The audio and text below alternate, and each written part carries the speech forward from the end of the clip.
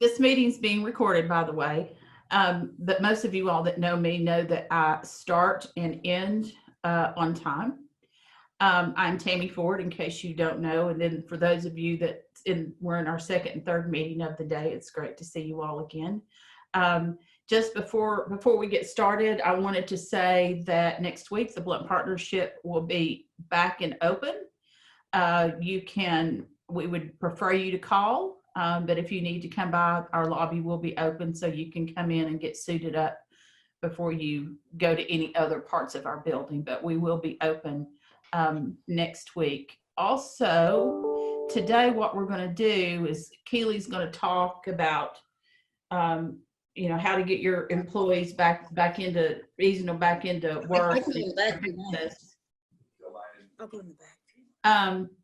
But she's going to do 3 or 4 sections. So what we're going to do is we're going to do section 1, and then if you have questions, just put it in the chat, and we'll answer those questions then, and then we'll go to the second portion, third portion, and then we'll open it up for general Q&A at the end.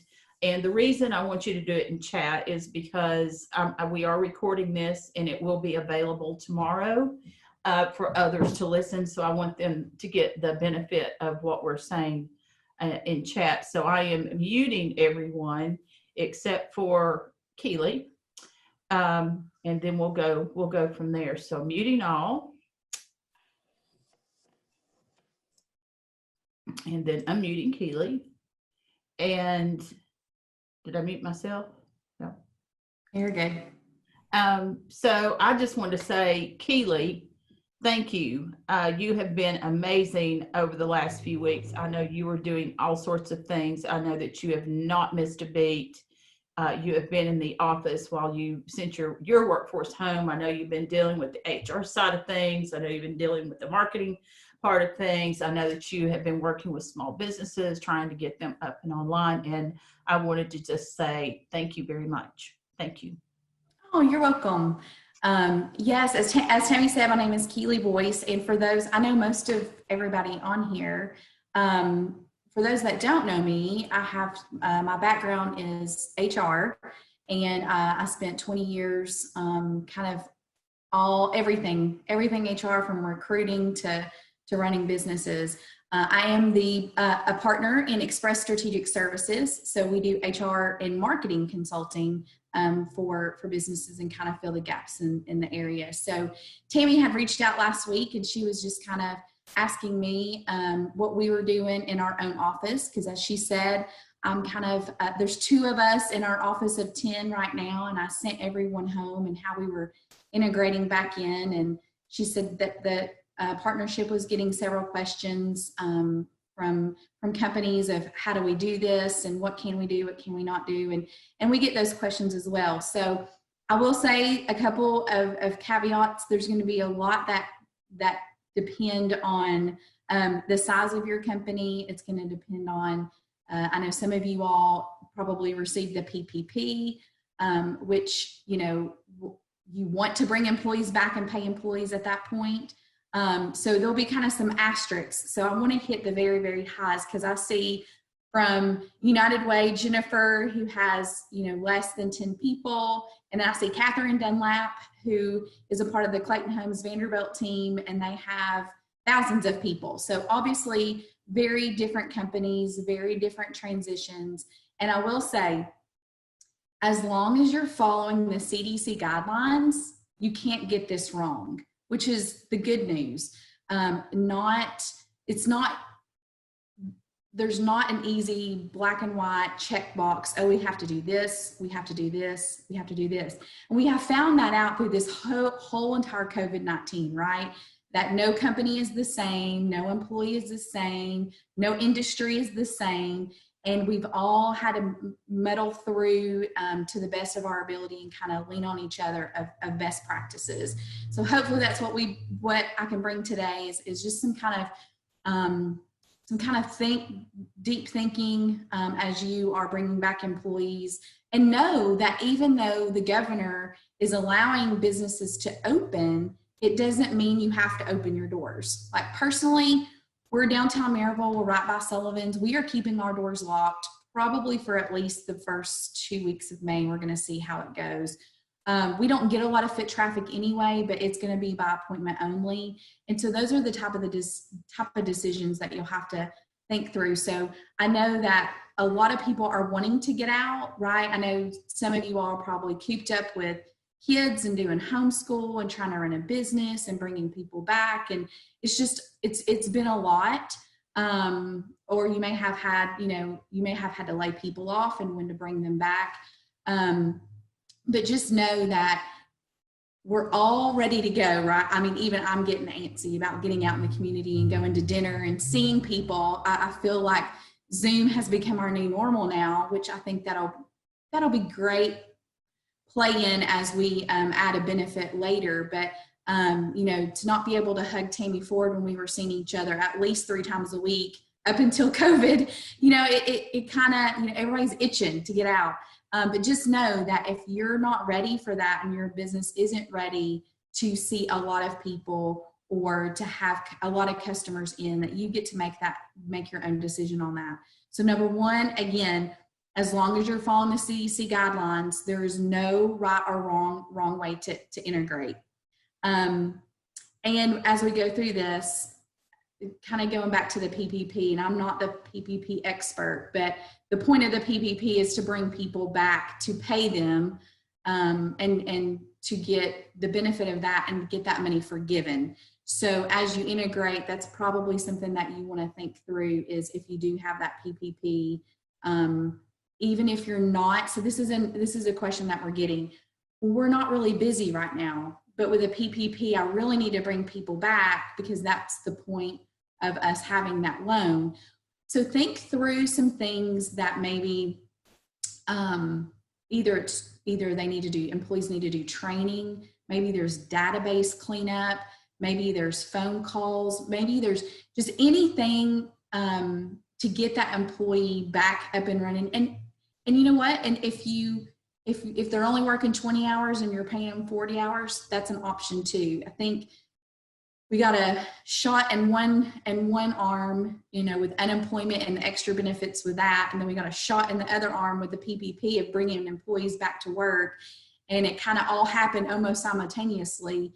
And I know we've had the conversation before as well of what happens if our employees don't want to come back, because we're trying to use our PPP money and they're trying to not come back. So I know that's probably a whole session in itself.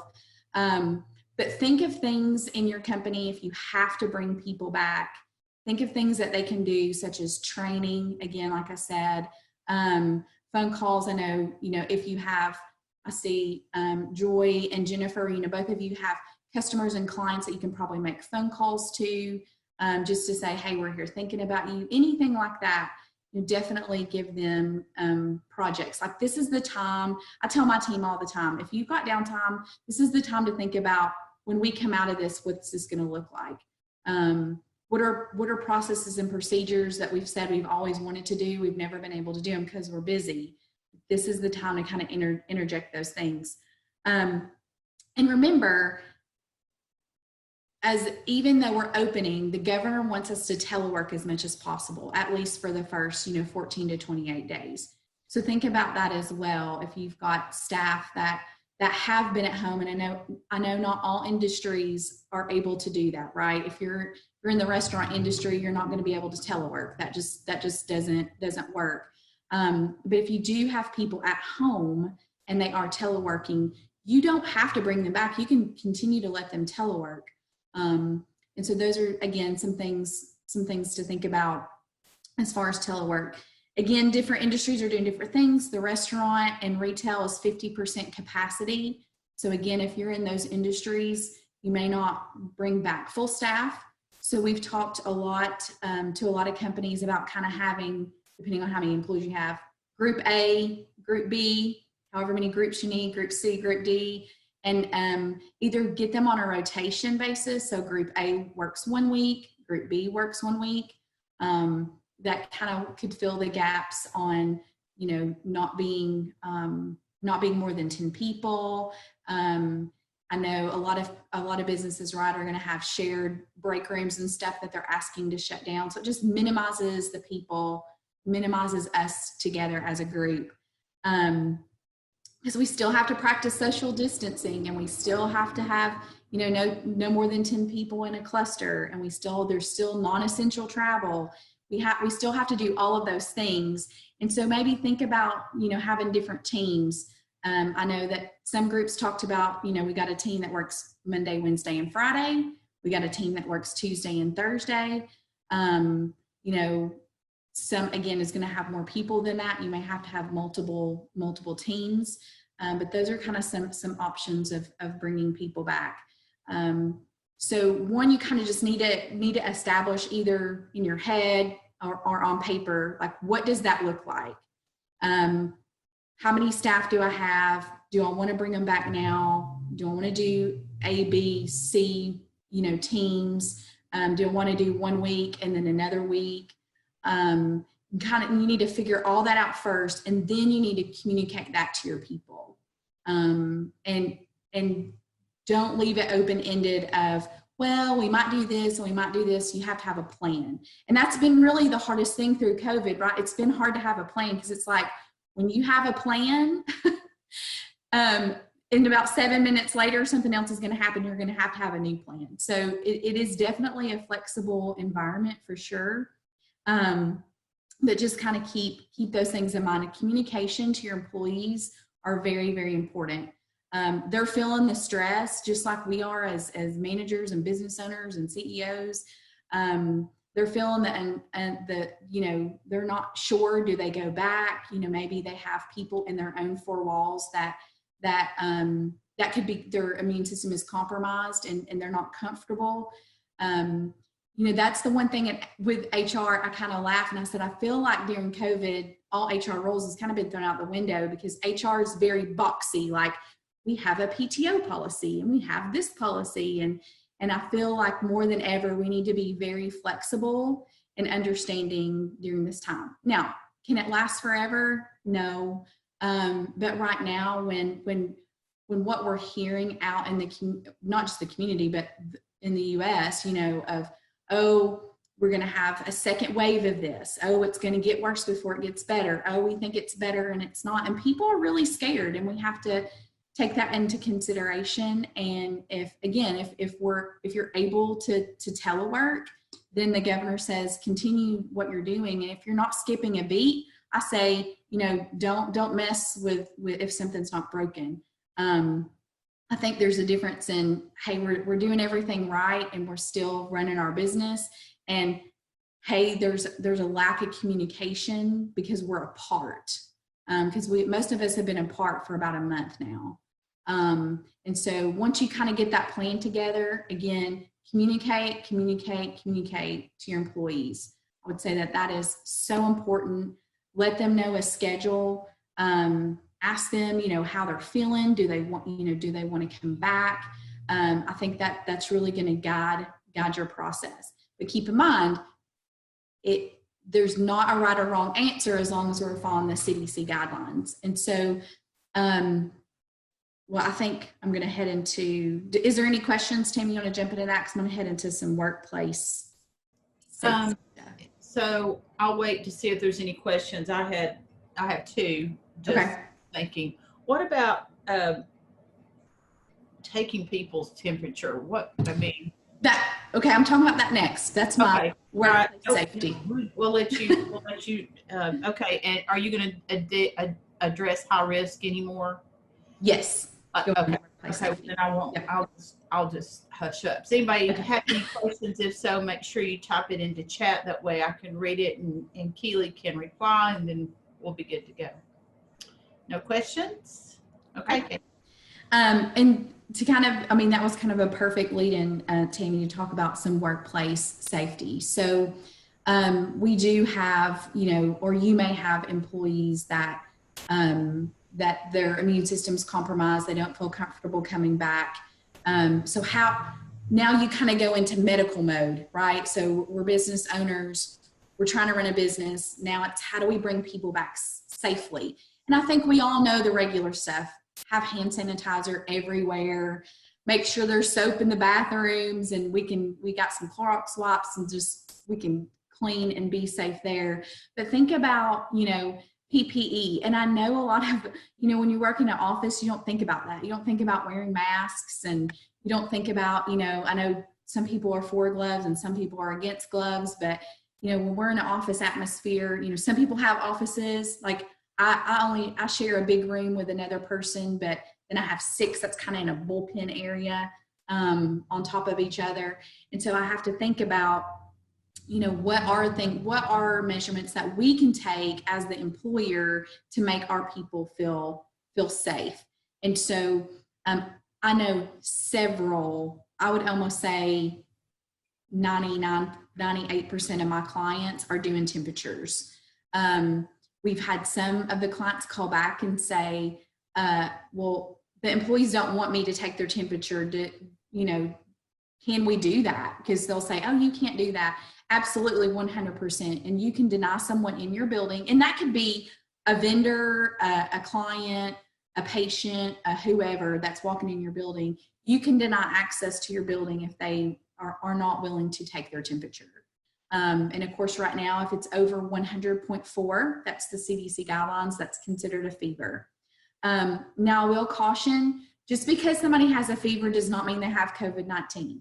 Right. And so we don't want to be over dramatic and say, oh my gosh, you've got COVID, go home, we'll see you in 14 days. There's still things like the common cold, the flu, strep throat, ear infection, all those things are still out there that people can get. And so, your messaging doesn't have to be directly to COVID-19, which again, this is the reason we're doing it, right? But if someone has a fever, you can tell them to go home. You can, ask them to go to the doctor. You can say you have to be fever-free. Most policies, companies say fever-free with no medication after 24 hours. Right now, the CDC is saying you can say 48 to 72, whatever you're comfortable with. I think most people are kind of falling in that 48 hours. If you can go 48 hours with no fever, with no medication, then, they kind of feel like you're in the safe zone there. But,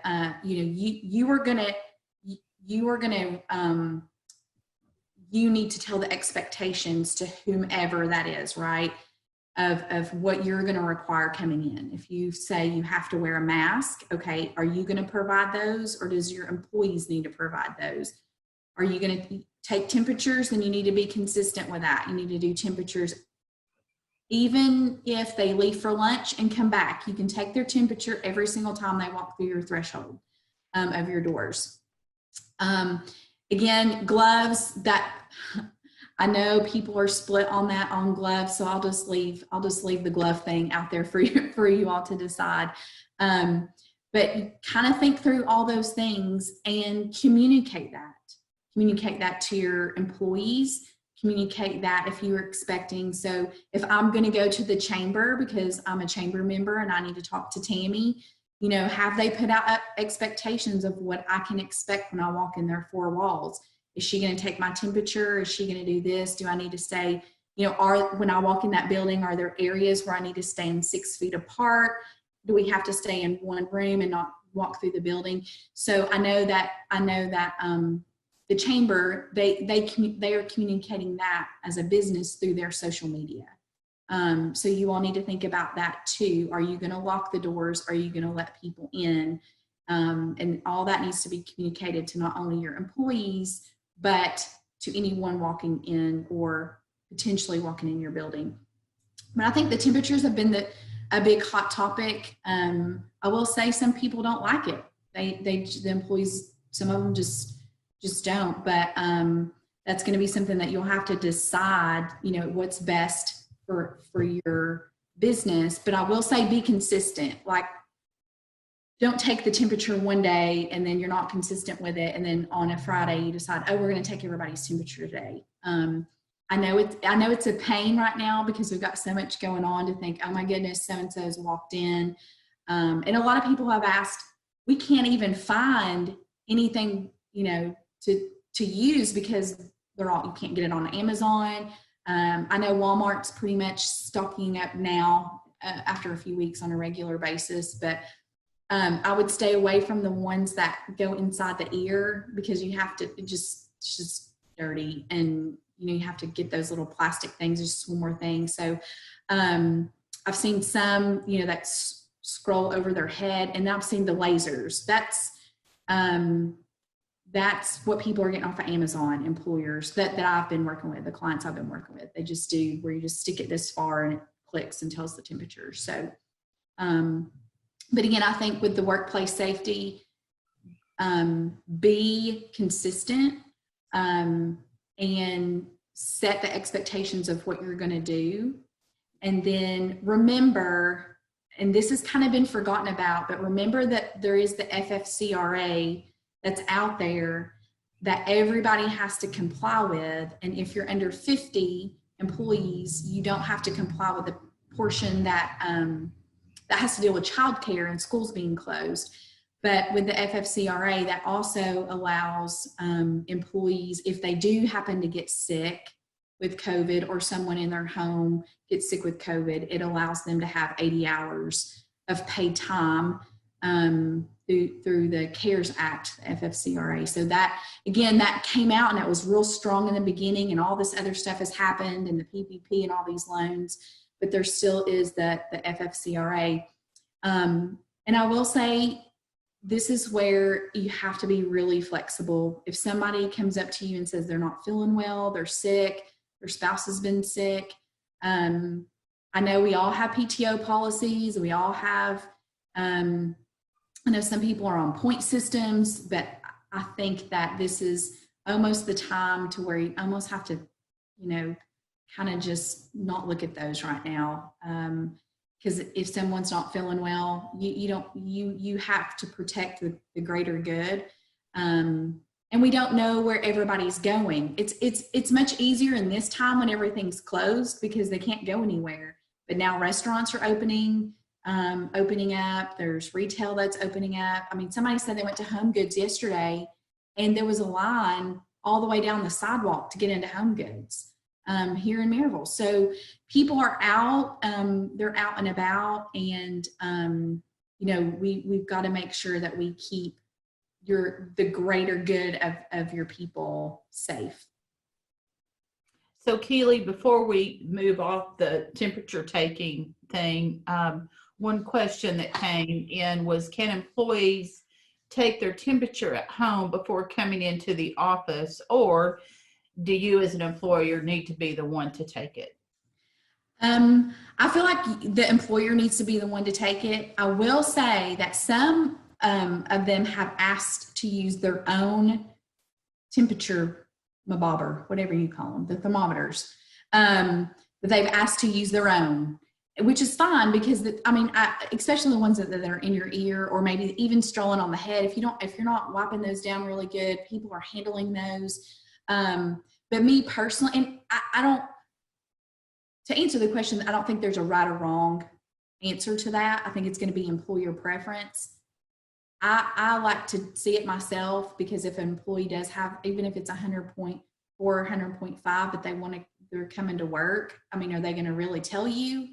And so I just, I would like to know myself if that was my company. But again, if they want to use their own, then I would say, fine, just bring it every day and do whatever your thermometer does, and you show me the temperature, and then, we'll make a decision.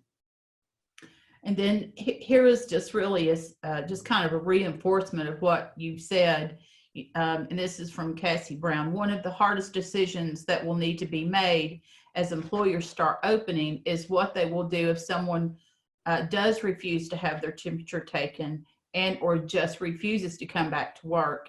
And as you stated, Keeli, being consistent in how you address those things up front and communicate those things. Yes.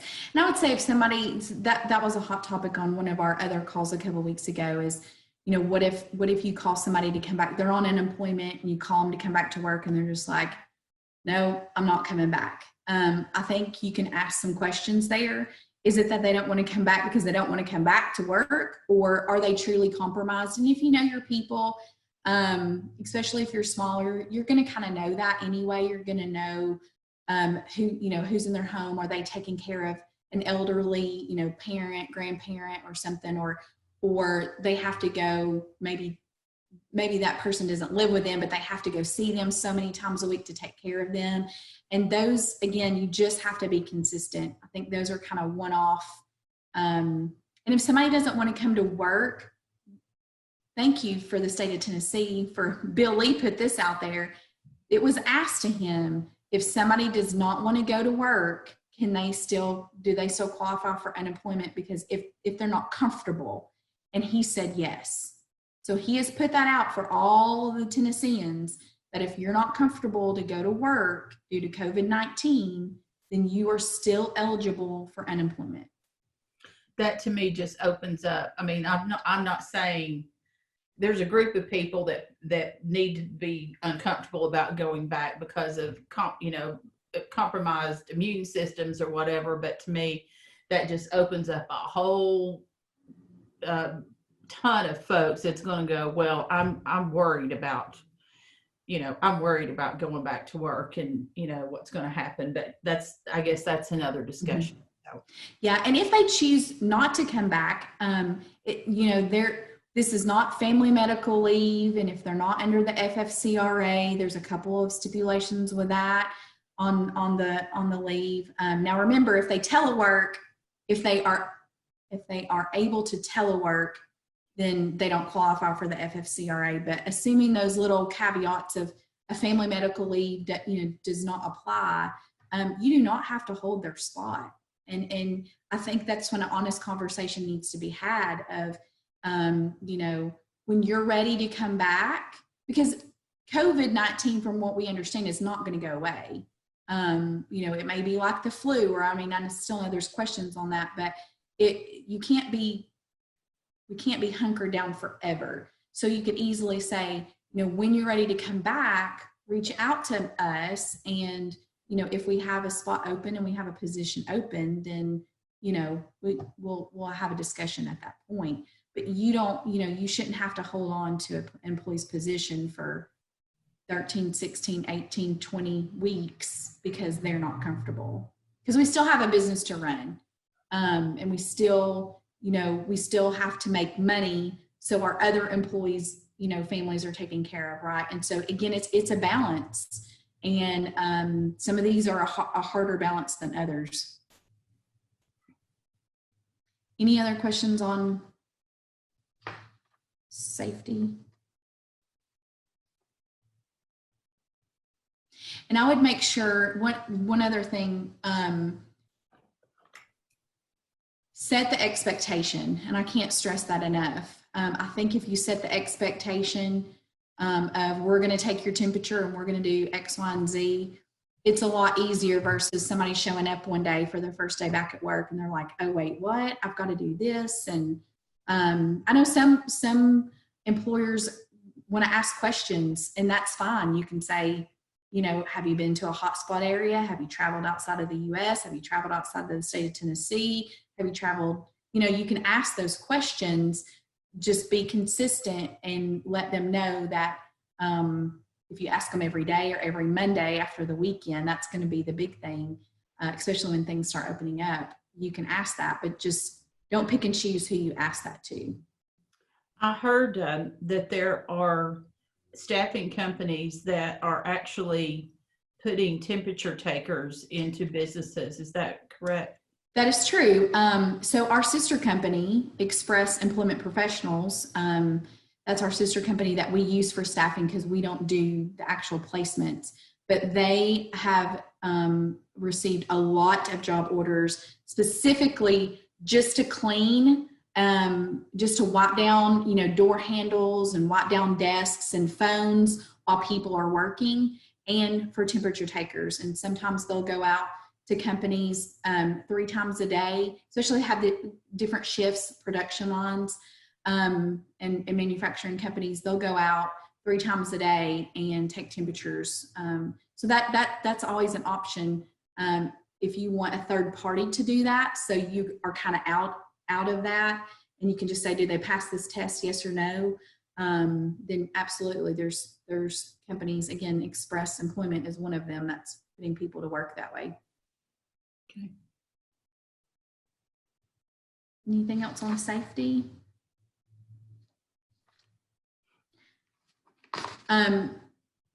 So kind of the next point, which I've touched on throughout is really looking at your policies as far as your leave of absence, your workplace accommodations, your teleworking. I mean, there's a lot of companies that probably have never teleworked before, right? So now they're doing that, and they're trying to figure that out. Does this work or does this not work? I don't think that that's probably going to go away. And so it's a really good idea to come up with a policy regarding telework and what does that look like?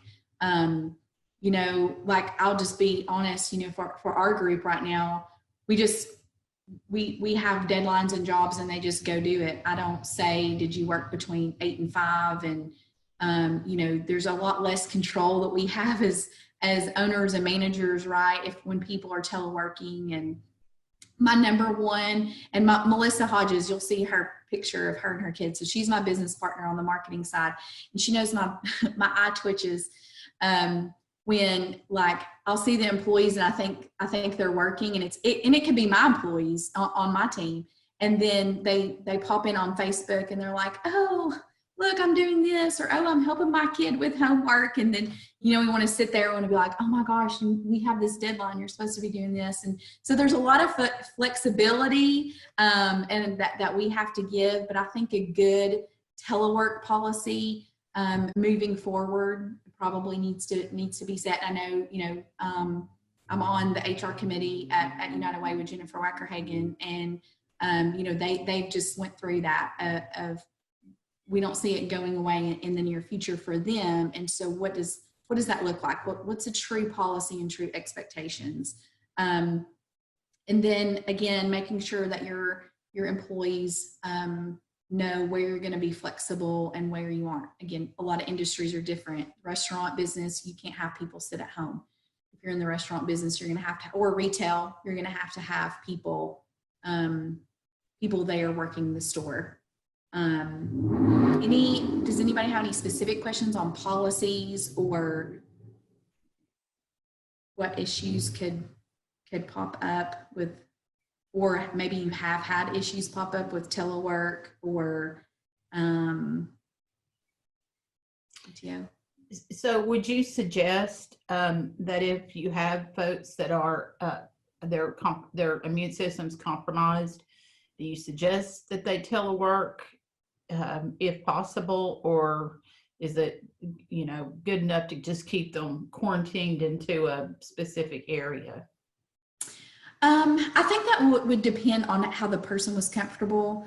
A lot of people who are truly have compromised systems, they've already been to their doctor. They've already, you know, received something saying, hey, don't be out right now. I haven't been given a suggestion for people to go to the doctor, like, hey, have them go get a doctor's note, because that's just a whole mess in itself, because nobody wants to sit at doctor's offices right now. But most people who already have a compromised system, they're already working with a doctor in that way and can typically get a letter. But I would say if they're comfortable and they have an office and they're comfortable coming and going back and forth, definitely let them do that. If they're not comfortable and they can telework, then, you know, if they're doing the work, which is a whole nother issue, right? And so we want to be flexible, but if they're not doing the work and it becomes a performance problem, then you're going down a performance path, and that's a whole different animal in itself. But you know, I think that would be up to whatever that person was comfortable with. And I would try to be, especially in this time right now that we're not sure when we all get back together and we're in crowds of 10 and then crowds of, what's the next level, 25, 50. If we're going to see a spike again, I want to be as flexible as possible. Now, if they come to us and say COVID-19 has gone away and nobody should worry, then I'm going to have a different expectation. But for me, I always, right now, I would err on the side of caution, because there are ADA rules, there are certain laws that do protect people with compromised immune systems.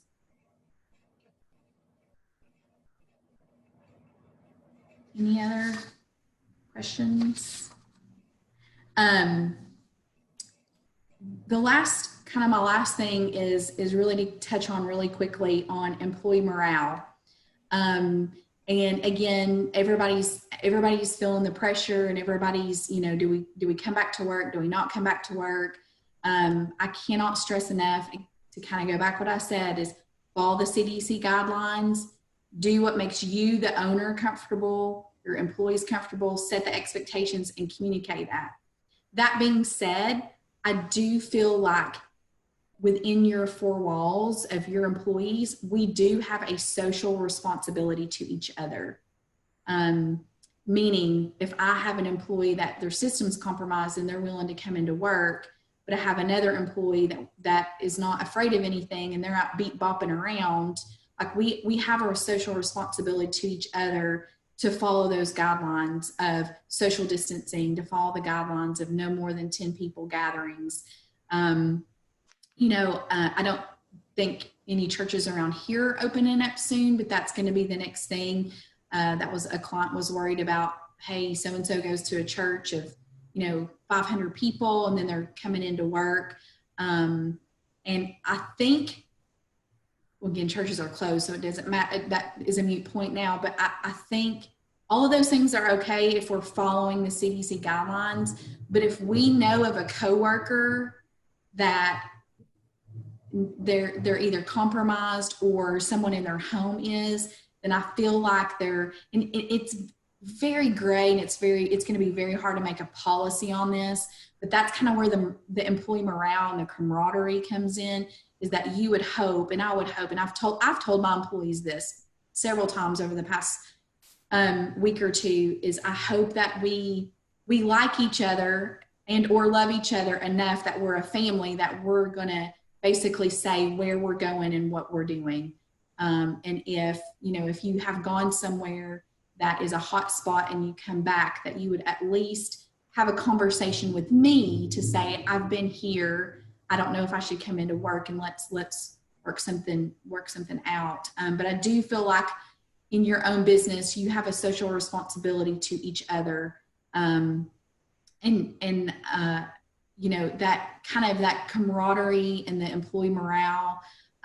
You, the owner, the CEO, the business leader, you're going to have to lead that, because we still know that you or someone in your office may be affected by COVID or infected by COVID. This isn't gone away, right? So as we integrate back in, it could still happen. And so how do we protect each other? And I would not get away if your business hasn't been infected or affected yet.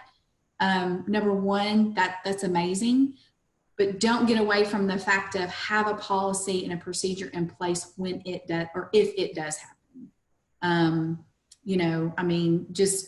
I'll take us. I haven't been infected, but my husband, he worked for a company that they had somebody test positive. And so, we have to go through that and be ready for that, and how me being with my husband, how that could affect being with my people here. So that's not going away, and we shouldn't lose sight of the fact of there's a lot of people that they haven't had to deal with that yet because they shut down before, or they were on half staff, or Blount County, let's be honest, Blount County's been very blessed that we haven't had a ton of people infected, and it hasn't ran rapid through our community, which is wonderful. But don't forget that it could still happen, and you need to be prepared as you slowly integrate. If that does happen, what is your next step? And how do you communicate that to your employees without putting that fear back in them?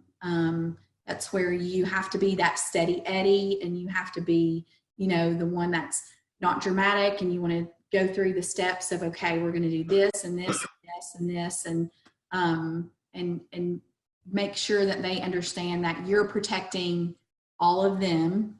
And at the end of the day, that's the goal.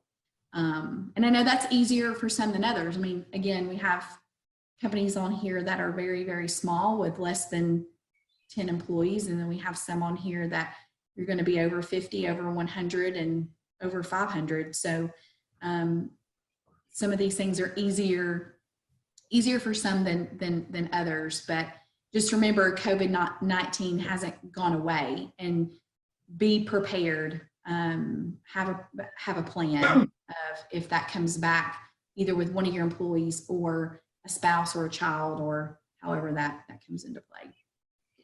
Keeli, what about just morale in general? For example, when everybody does come back together, I'm imagining next week, at least for my office, it'll be like we're coming out of a fog. So I imagine next week our employees will be a tad giddy, and it might be a week or so to get them settled. And then the second part of that, what about the other side of it for those that are worried about their businesses or their organizations, the uncertainty, of their employees, being worried that they may lose their job, or do you know what I mean? Yeah, and I think, again, it's just, and I will say, going back to the giddy part, I haven't seen, other than my husband and my 4 kids, which I love them dearly, but I'm ready to see other faces. And so, I'm a hugger too. I like to hug. I like to, shake hands. That's just who I am. But I would, try to make a joke out of it, like, oh, we're going to air hug, and, keep it where they can still be happy to see each other. But I think we need to remind them not to, be hugging and sitting too close in desks and those type of things. But I mean, yeah, I think, again, it's up to each one of us to be whatever they need, whether that be the cheerleader, whether that be the coach and kind of telling them and guiding them, or whether that be that affirmation of, hey, listen, right now we're working and this is great, because that has been a big question is, okay, what happens if we go back to work and then it gets worse and we're back on shutdown? Do I lose my job again? Do I go on unemployment? And I think if you can just be as honest as possible, and some of it we just don't know. You don't know until we get to that point. But I think if you can always be as honest as possible and upfront, and kind of, willing to work with people, I think at the end of the day, and if you prove your loyalty to them, I truly believe that your employees will be loyal back. Because it's not an easy, if you do this, this happens. And if you do this, this happens. I mean, we're in an uncharted territory of anything and everything that has happened with COVID-19. And again, and I promise you'll have a plan, and then, the governor changes his plan 7 times in 1 week, and we've all changed our plan 7 times. And I think that goes back to letting the employees know that we're going to be flexible, and you all have to be flexible. We're here to support you. If you have benefits that have an EAP system, that the employees can call, if they are struggling with things, or maybe they've had a spouse to lose a job and they have questions, I think that's a great benefit if you have that. If you have teledoc, like, these are the times that you can really promote your benefits. Sometimes people forget about benefits, and they're not sexy and they're not fun, and people have to pay for them. But this is a great time to say, hey, we have teledoc. Like, we pay for that for you to use for you and your family. Or we have an EAP system. If you need to talk to someone, use those benefits and promote them, especially as an employer. This is the time to use it and promote it. So Cassie did posted something about all the different ways you can have greetings. That's not a hug. So before you all get out of here today, if you'll make sure you look at those, like a peace sign or an elbow bump, other things other than our standard greetings. So thank you, Cassie, for posting that. We do air hugs. We try to just air hug. And it's going to be hard, and especially if we have to come together and go away. I think that's, from what I'm getting, talking to owners, that's the piece that keeps coming up, is what happens if we come together and we have to disperse again? What do we do? And again, if you can telework, I would just say, however you disperse the first time, disperse the second time. there are resources like Zoom. Zoom has been a lifesaver for our team. We use Slack. I mean, I tell my people over communicate at this point because we're not together and we don't want things to get missed, but there's so many resources out there. But I think that is one of the biggest fears. And if it's a fear among an owner, it's going to be a fear among the employees is what happens when we come back in. And it may not be that your company's affected, right? It could just be that maybe Tennessee overall is affected and governor comes back and says, okay, we're going to go back to stay at home. But I did see in another webinar that I was on, and it was from a guy from MIT and a professor there or whatever. And he was saying that he felt, in his opinion, that we would go back and forth about 3 or 4 times before this was over. I so hope that's wrong, but I think we should be prepared for that. I think from what I'm hearing, I haven't heard 3 or 4 times, but I have heard that this isn't like turn Tennessee on and we're going to be at 50% capacity, and then at the end of May we're going to all go back to Skittles and rainbows like it was. I don't think there is going to be back to normal, right? And so I think this is a great time for businesses to really push themselves. And so kind of outside the HR box, just we do a lot of business coaching and to push businesses to think about, I'll give a perfect example, and I don't think she would care for me sharing. Dandelions, Joy's one of my dearest friends, and she has always said, I will never do e-commerce. I will never do e-commerce. That's not who we are. I will never do e-commerce. And, when I got that call a month ago and she was like, Keeli, I need to e-commerce or I'm going to have to shut my doors. And we got her up and running. And so now it's just an added piece to her business, right? So she can open her doors and she can do business as usual. But if the governor comes back and he says, okay, we're going to have to go back to stay at home, she's prepared, and that level of business is never going to go away. And so I think it has challenged businesses to do things differently, to think outside the box, to use resources that are out there for us to use. And then the companies who are flexible to do that will be the companies that will continue to succeed and when we have to go in and out. Because you're right, if we have to do this 3 or 4 times, are you ready? Are you ready to go back and forth 3 or 4 times? Any other questions for Keeli while we have her? Then while we're wrapping up, I did want to remind you all that there is testing, COVID testing, that's this weekend. William Blount High School, free testing. It's through the health department, so please pass that word around. Anything else? Oh, yes. You always ask the very best questions, those deep dive questions that are so amazing. Thank you, Angela. Anybody? Okay, Keeli, thank you. Oh, wait a minute. We have one more. Oh, no, it's Jennifer saying thank you. Y'all are like flipping me out. I see a chat pop up and I think, oh, here's a question. And then I read it and I go, oh, they're thanking me. Thank you. Thanks, Jennifer. You all have a beautiful day. Keeli, thank you very much. Yeah. And can I just say, if I'm assuming most people on here are chamber members, we are doing free, if you're a member, we are doing a free consultation. If you just are like, hey, I can't get past, I need to write a policy and I can't get past it, or I think I'm doing the right thing. I just need to bounce some ideas off of whatever it is with COVID-19. We are doing that service both on the HR side and the marketing side. That's free to you all just for being a chamber member, because we love our chamber. I wish I could go into the whole story about how I do not, in my heart, do not believe that I would be where I am today without Tammy Ford, a part of that. Jennifer's on here as well, but the chamber, especially being a newer business the last 4 years, they have really given me the guidance and where I needed to be in the community. And so anything that we can do to support not only the chamber, but the other chamber members and each other, feel free to give us a call and we will help you in any way we can. Thank you all. Have a great day.